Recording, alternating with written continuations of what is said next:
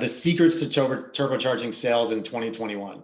Like I said before, Pablo Dominguez with Insight. We are a venture capital private equity firm that focuses on B2B and B2C software scale-ups, and have a really awesome lineup of panelists today. First up, as introductions, Gordana Vuckovic. G, why don't you introduce yourself? And as you talk about yourself, your role, the company, and what they all do, would love you to also share what did you want to be when you grow up? And did you ever think you'd have a career in sales? What a great question. Hi, everybody. This is Gordana Vuckovic. I do go by G. I am the Executive Vice President of Global Sales and Partnerships here at Contentstack. We are a modern content management system.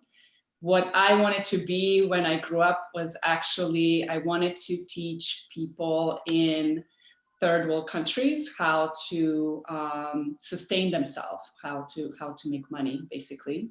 So absolutely not planned to be in sales whatsoever. And it took a little bit longer route there too, because I started as a software engineer first, a lot different story.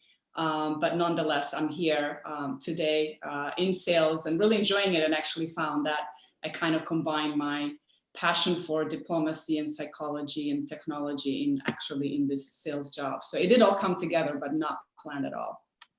Awesome, thank you. Next up, Brooke from checkout.com.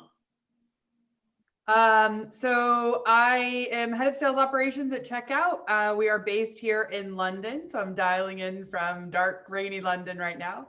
But I hail from the San Francisco Bay Area, and what I wanted to do when I grew up, I knew I wanted to work in the Silicon Valley because growing up, that's all you read about. I figured I'd be in sales, which is how I started my career, and nearly everyone in my family is in sales.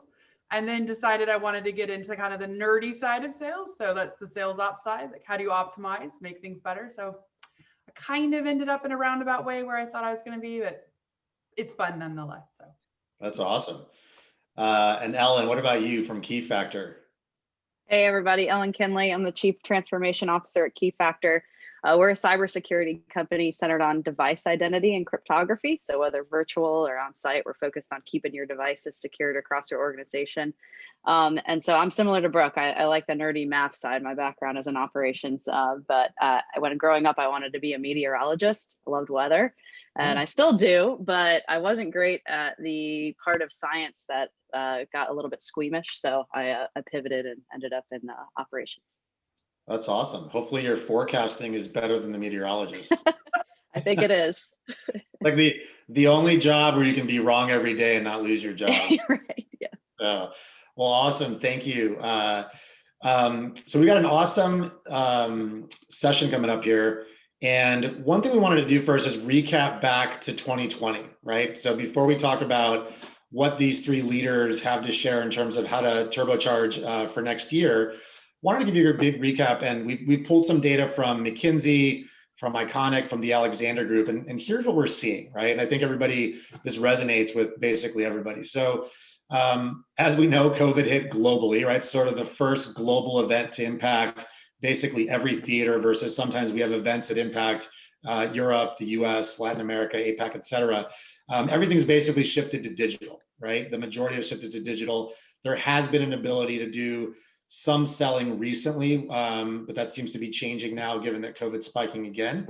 And when we poll people, even within our portfolio, but based on the data that we're collecting, not everybody feels that the digital model or selling remote is necessarily as effective as sort of being in front of customers, right? But we've seen a lot of more focus on enablement, on training, on technology to really enable people and let them know how to sell more effectively. And I think also prospects and customers are getting used and adjusting to having sales reps to reach out to them in a different way.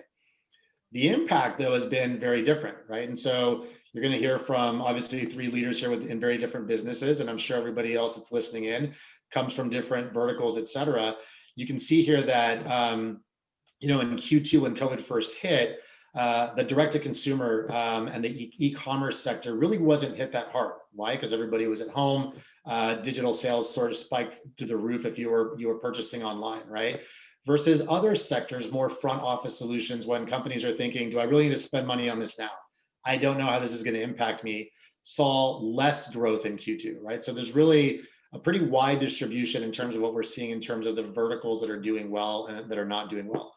And one interesting fact, the last point here is the majority of companies, about 80% across, what the Alexander Group saw here was there was a change to compensation plans, to quotas, right? Obviously, as reps are not able to perform or aren't hitting their number, they're not able to make money, right? And so as we know, sales reps are very important to keep them motivated. So whether you reduce quotas, adjusted quotas, reset quotas and gave different targets, or just adjusted your compensation plan, the majority of companies did do something. Specific to the Insight portfolio, so we have 220 companies, I think we saw about 60% of our companies actually take action, again, because some verticals are doing well, some verticals are not. And regardless whether you're in a company that actually did very well or not in 2020, we all experienced change, right? Whether it was good change or bad change. And so really what we want to share today is, as you think about 2021, what are some of those things that you can do to make sure that you hit the ground running, that you can get your sales engine going? And so while these aren't the panacea to everybody's ills, I think you'll hear from 3 different companies with different go-to-market models and very experienced leaders who have some awesome ideas on how you can scale that. So let's go to topic number 1. Very interesting here, since we were just talking about verticals that can do well or not, right? One of the things the team came back with here is how to pinpoint high growth verticals. So G, let's start with you and talk about what you guys are doing at Contentstack. Yeah, for sure. So this is, for us, really about the account prioritization, right? This year, things have changed. And prior to COVID, we all knew which verticals perform well. We aligned our accounts, territories, go-to-markets to those trends, right? And then things changed almost overnight, right? So we had to pivot. We had to redo some of the territory planning kind of midstream. And as soon as we did that, things kind of changed again. And we saw that some of the accounts and verticals have started to come back, and some recovery. We saw some new verticals that emerged and so on. So what I really learned this year is just to be more agile and more observant of this process, especially as we're preparing into the next fiscal year. I'm not only relying kind of past data, even the data from last summer. I'm looking at the now. I'm looking at what are the trends now, what is going on now, and establishing that as the starting point. Frankly, all along in the back of my mind, I am preparing for another change. And luckily, I think the other thing I learned this year is to make that change and make it quickly with the team. And that's what I'll be preparing them for next year as well. That's awesome. Where are you getting data from to tell you which verticals are doing well or where to focus and not to focus? So a lot of it is from our own data. We use also demand base and kind of track the surges. We use Stack Target as well. And like I said, I'm kind of following what's happening in our pipeline, honestly, and seeing kind of what is surging there and relying on that information too. Awesome. Ellen, what about you all at Keyfactor? Yeah, so I think G said it best. It's really all about putting time and effort into rethinking your target account identification, that prioritization. Your traditional ideal customer profile might look a little different now. So you want to apply a combination of like the firmographic objective data points, like, even mapping to stock tickers in your Salesforce, little tricks like that. You want to look at that firmographic, but also subjective feedback based on your sales intelligence, experience by industry that your sales team is having. I always like to look at, when you look at verticals, it's really about 2 questions. So what is the likelihood that they're going to buy a solution like mine? And what is their spend potential for a solution like mine? So if you're pinpointing the correct verticals that can play and answer well to both of those questions, you're pointing your sales team in the right direction. That's awesome. Question that might come up. How do you reallocate your resources to a specific vertical, right? So vertical X isn't doing well and you're realizing that vertical Y is doing phenomenal. Do I need to go hire new people? Do I just train them real quickly? Do I align with marketing on like playbooks? Like, How do you all think about that? So I can take it from my perspective, which is I don't have actually yet kind of specialized vertical team, so it's been a little bit easier, I think, to go across team. But it certainly does take the realignment with marketing. It does take looking at the messaging and seeing, especially for the new emerging that we have seen, like in education, online education, right, entertainment, and so on. Aligning that quickly with marketing has been key. Got it. Awesome. Cool. All right, let's go to the second question.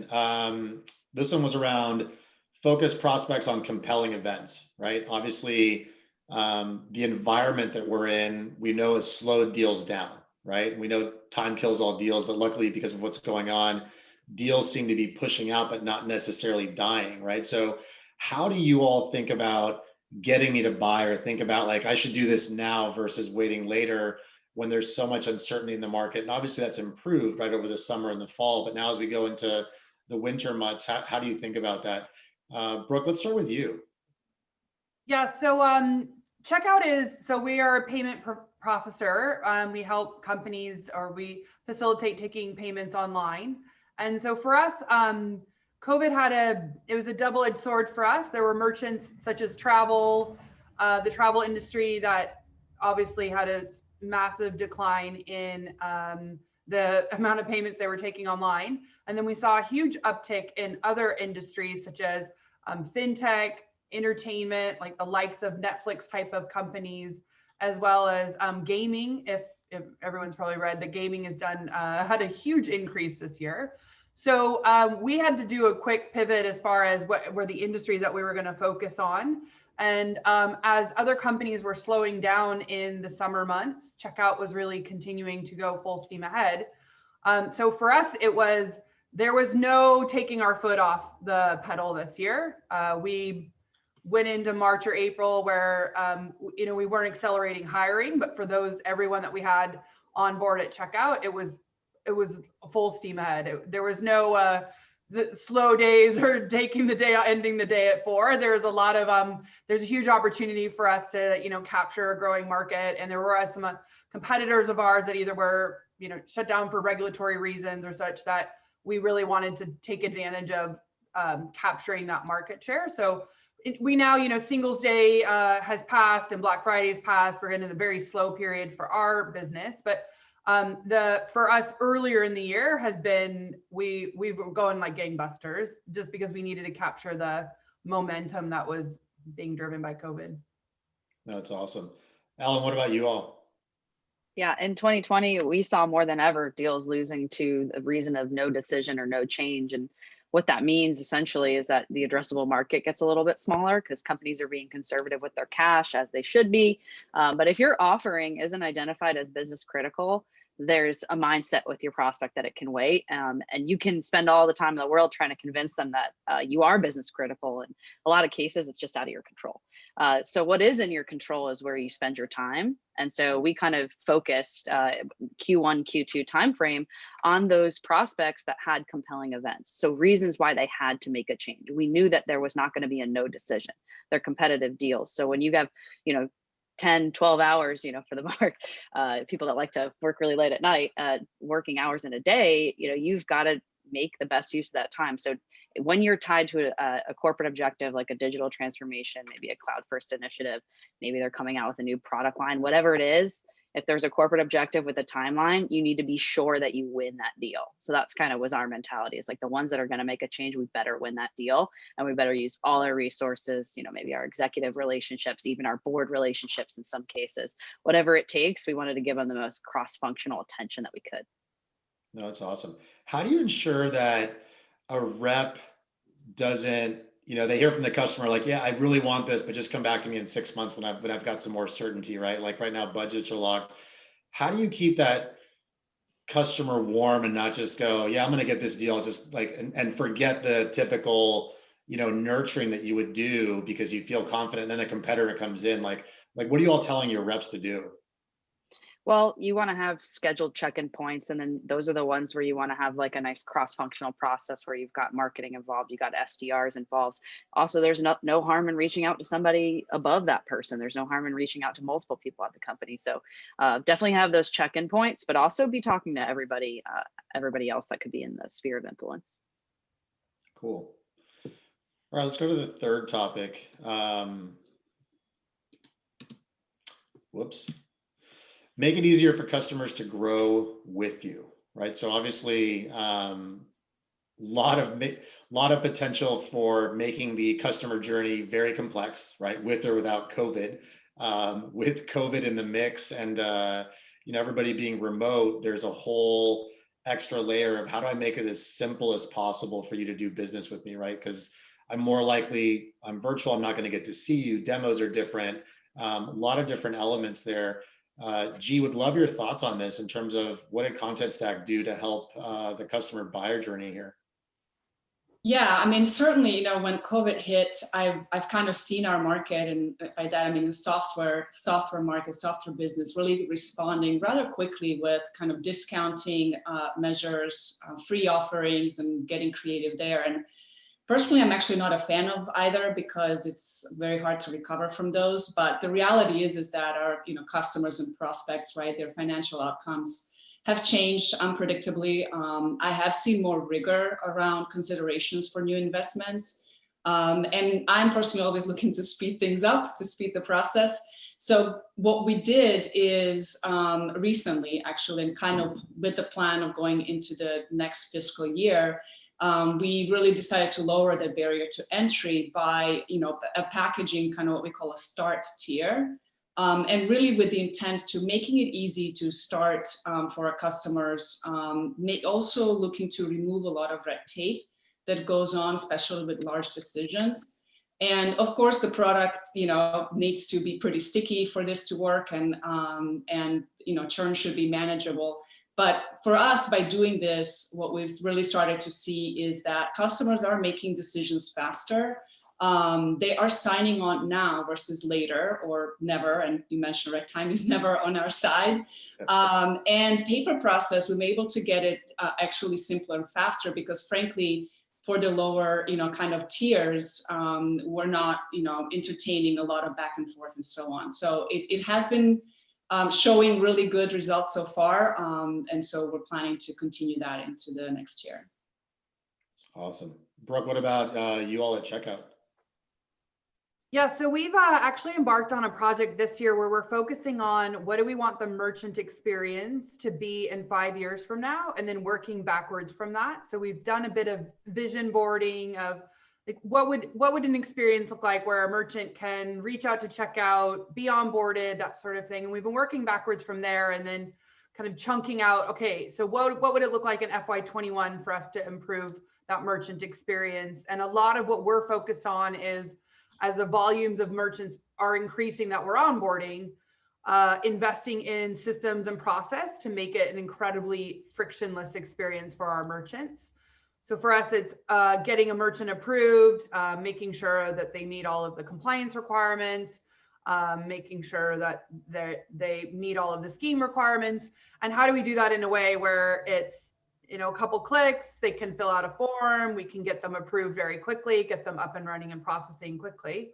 So we have a lot of KPIs around this that we're focused on, where we have SLAs for different departments, KPIs that we're working towards. So for us, it's, what would it look like if we were to 10x the volume on something, and we're stress testing in every function of the company, which is if we were to 10x the way, 10x the way we're doing things today, would it continue to work? And when we identify that's not going to work, all right, let's get moving. We got to fix it. So, right. Yeah. So follow up for both of you. So I'm running sales somewhere and I'm thinking, this sounds great. How do I know if my customers, are you guys collecting information via CSAT, NPS? Did you do customer journey mapping to understand where those pain points are? Or what should I be doing to figure out, is the customer journey not as optimal as it should be? And how do I, simplify it?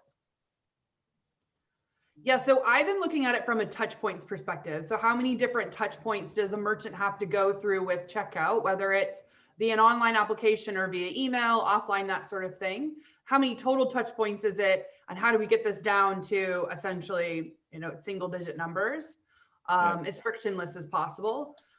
We do want to roll out, we don't do a continual NPS, but it's something definitely on the roadmap for next year. It's more, I often as we're all consumers of purchasing things online. And so now we're in the inverse relationship where people are trying to sign up with checkout online. How do you optimize that journey? And some of it's just, how does it feel when we're in consumers and making sure it's the same for our merchants, which is a good experience. Got it. And then G, another follow-up for you, because you mentioned discounting before. So a lot of prospects might be, they have leverage, right? You want me to buy now, give me an extra 5 points, 10 points of discount. At what point do you not make this sale, right? Because you want to ensure your product is perceived to have value, or does it depend? And sometimes a dollar is better than no dollar at all, right? Like what are your thoughts there?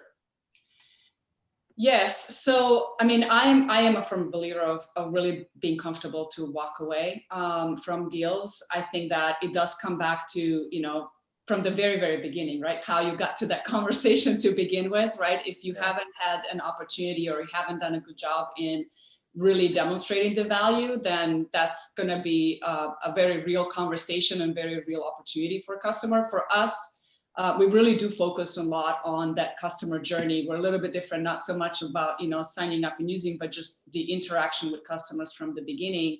So when we do get to that, point of negotiation, the value is there. And that's really what I stress with our team. And like I said before, discounts I think are very tough to recover, and you're trying to renew, contracts, and pretty much no matter what you said in the language, if there was discount before, people would want it again. So I actually look to get more creative so that it benefits both sides. So I said upfront, we actually haven't been doing a lot of discount. We're also in a digital space powering, digital experiences. So that has helped us, right? With COVID kind of being the right place, right time. But I have, done things more like 3 months versus a discount. So I'm really, for me, I'm personally really focused on keeping keeping our pricing where it is and keeping it stable and so on. But also being creative, right? Because there are times you need to be creative. Yeah, no, I think you said it earlier, like it'll set really bad precedent, right? If you start to discount excessively and then we come out of this and the market's like, oh no, I thought it was 70 cents off the dollar because that's what you've been offering, right? Versus I like sticking to your guns, right? Like this is the value, this is the product that I have for you, and I'm willing to walk away. It's funny, sometimes when you walk away from a prospect, they'll still buy because then they realize, okay, this is like real, right? I'm not getting discounted heavily. So awesome.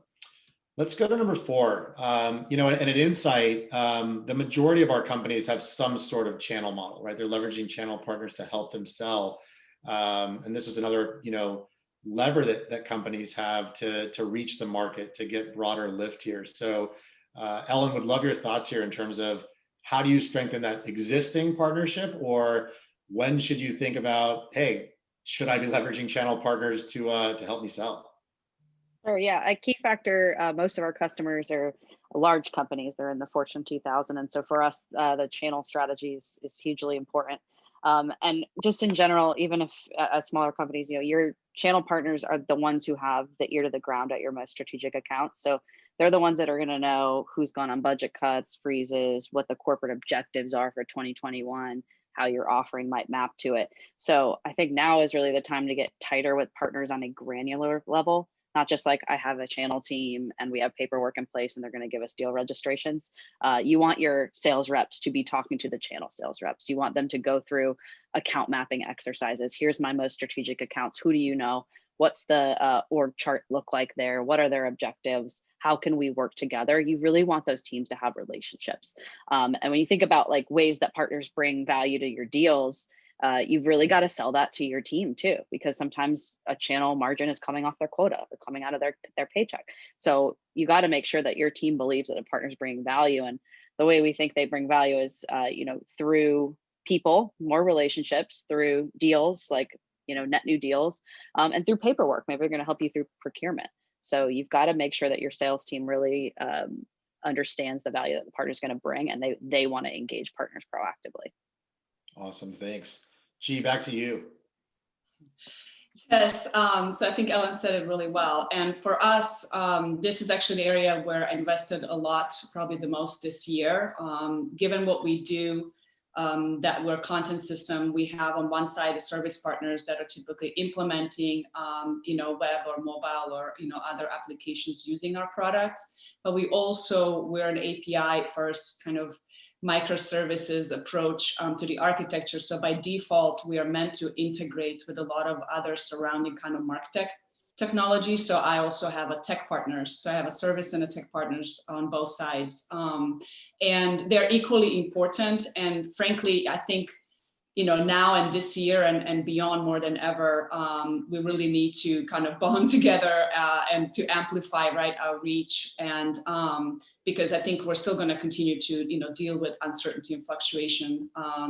And what I have actually found, really hard kind of overall in monetizing on these relationships and making sure that, as Ellen said, they're not just a database of contacts.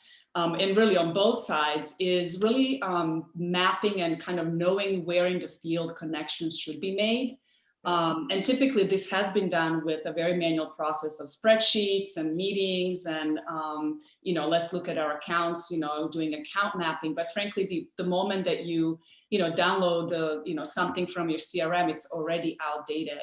So one thing that we did differently this year is we started using Crossbeam, and there are probably a lot of other technologies like it that actually connects our CRM to our partner CRM. And really, it's looking for matches of accounts and reps. So it doesn't really expose any other data. I would never advocate exposing your CRM data to anybody else, but it really just focuses on the account name and rep, which I think is pretty, it's okay, at least by me. And what we have seen with this is I really have seen enormous engagement. So my engagement has almost doubled in the field with my direct reps and partners. And that has certainly almost doubled the pipeline as a result. And not only kind of looking to amplify, our reach through partners, but I was looking to actually, amplify my reach internally and use more of my, direct field team with partners instead of just relying on the partner team to, to get those, the broader, broader outreach and pipeline and revenue from that. Cool. Yeah, quick comment on the panelists. I think not everybody can see that. Co-sell.io is another one that people can look at to connect the partner ecosystem.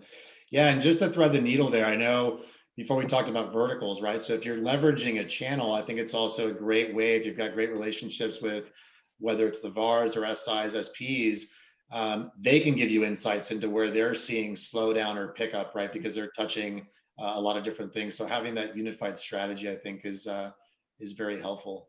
Awesome, thank you. And our last point, obviously with everybody being remote predominantly, driving productivity in the field is like monumental and important, right? And I'm sure there's hundreds, if not thousands of tools that everybody's using to improve your go-to-market tech stack, whether it's for internal purposes, external, et cetera. But yeah, I would love your thoughts on anything specifically that you've been doing to either optimize process or invest in technology to make it easier for your teams to sell. Brooke, let's see what's going on at checkout. Yeah, so we this year we've had a theme in the sales ops team, which is first it's transparency, accountability, and then scalability. So we've been focusing on phase one, which is transparency, which is get a clean Salesforce org where we can run a report at any given day and know what's going on with who are merchants, who are existing customers, what's in our pipeline, what's expected to go live that week. And so a lot of it has been around using tools like D&B to enrich accounts, deduping. We use Ringlead for deduping records, using Traction to be able to help us automatically link the hierarchies of our accounts So for us, this year has really been about like transparency, what's going on. And then as we're scaling, we've been in the second half of the year built a queue for sales to be able to submit requests to sales, to the sales ops team, deal desk. So we're using Salesforce to be able to track that. And now we're reporting to the business our SLA, are we meeting our SLAs? This is how many cases we've opened and closed, our response time. And then as we're looking to kind of 2x the org in the next year, again, really insane growth that keeps sales ops leaders up late at night. Some of the things next year are like a CLM tool, which will greatly improve the merchant experience, a comp tool, because we're going to onboard another 100 or so people in the sales org, in a short period of time. And then the third area is around merchant enablement. So how do we get our merchants trained on our product in a way where it's self-serve? They have the content they need when they need it, small courses that the merchant can take, and eventually with the goal of, having a certification on checkout. So I'm happy. I don't know if you want me to dive into which vendors we're looking at or we're selecting. That's cool. Yeah, no, that's helpful. Ellen, what about you at Keyfactor? I think the tech stack is always last. What I mean by that is it should always support your processes. It shouldn't define your process or even worse, your strategy. It's got to really support it. So if there's been any kind of change in process, your tech stack needs to be revamped to support it. You should be very intentional about the way you're setting it up. And, for example, like Brooke is talking about, let's say that you didn't used to have a daily stand up with the sales team because you were all there and communicating. Well, now you do.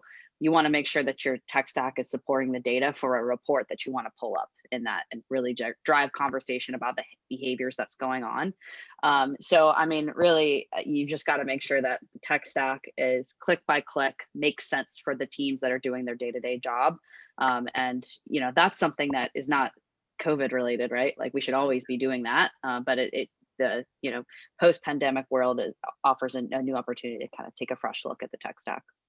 Awesome. And G, let's end with you. What are you looking at for your sales team? What I have kind of seen this year, and this continues to kind of repeatedly kind of come back at me, and I am probably to blame as well. It's a bit of lack of human component, in all of it. We were on Zoom all day long. We got really good at running meetings, but what I mean by human component, I'm finding that, training is very different, because in the physical world, you'll do the training, you'll do all of that. We have LMS, so that certainly helps that process. But I'm finding all of those like little moments in the office, etc., where you can just ask somebody and you just, you get the answer and move on, don't really happen. Yeah. So what we had to do is just, somebody recently told me you have to tell people 7 times in order to remember. So I've kind of been living by that and really remembering. So it's just being more mindful of that actually. And so we've changed how we do training and kind of repetition and through different kind of touch points for the reps. So that's been one thing. The other thing has been also kind of communicating the process. Like, how do you know that somebody that's remote, that you kind of, can't really see every day? How do you know that they're getting, and that you are, communicating process enough? So we've implemented Close Plan, I think, is in Salesforce, and they just help us actually organize our sales process so that now I do know that across the team, the customer experience is same, the process same, and we can track that.